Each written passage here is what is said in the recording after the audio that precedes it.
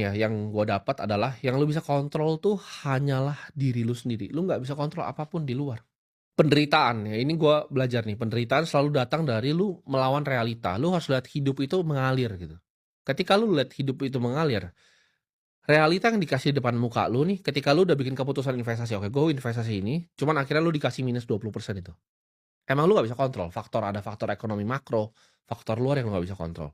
Lu udah melakukan PR lu udah due diligence, tapi lu tetap rugi. Ya jangan dilawan realitanya, gitu. Oke, lu rugi, lu pikir, "Kenapa nih rugi? Kenapa saya salah? Apa sih yang saya lakukan mungkin salah? Apa sih hal yang mungkin saya nggak lihat?" Gitu. Karena market selalu bener, lu pasti yang salah. Ketika lu terlalu ngelawan realita, kok nggak sesuai sih sama hasilnya?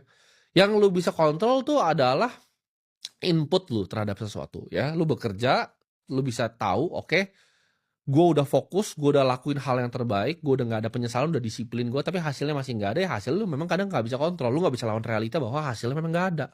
Lu nggak bisa lawan realita bahwa orang tuh ada yang lebih spesial dibanding lu di hidup ini, ada yang lebih pintar manusia di hidup ini.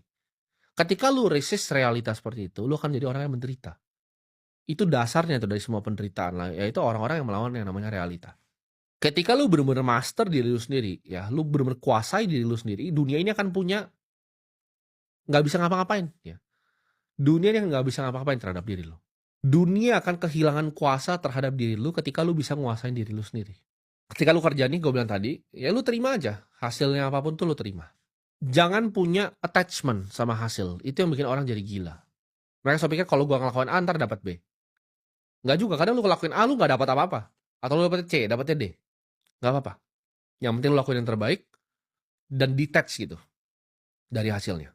Pelajaran ke-9 yang gue belajar ya, keinginan itu juga adalah akar dari penderitaan ya, desire-nya manusia. Karena keinginan tuh nggak ada habisnya. Ini gue bisa ngomong ke lu ya dari orang yang punya duit ya mungkin 0,00000039 dari dunia gitu. Di Indonesia mungkin gue satu dari 280 juta. Di sini gue kasih tahu lu bahwa keinginan itu nggak ada habisnya. Manusia kan selalu mau ingin. Ketika lu kejar keinginan-keinginan, hidup lu jadi hampa dan jadi kosong. Lu nggak akan dapat damai dari kepengen lebih banyak. Lu harus punya mental bahwa lu butuh lebih sedikit dibanding lu pengen lebih banyak. Orang yang nggak punya keinginan atas dunia itu tidak bisa dikuasai oleh siapapun. Lu nggak bisa ditawarin oleh siapapun, ya. Keinginan itu yang bikin orang ngejar sesuatu hanya karena egonya. Yang biasanya belajar dari sejarah, ini gue belajar banyak ya, keinginan orang yang udah punya banyak, keinginannya terus itu dia masuk jurang ujungnya. Terjadi di banyak banget orang. Orang paling kaya di Roma ya, Crassus,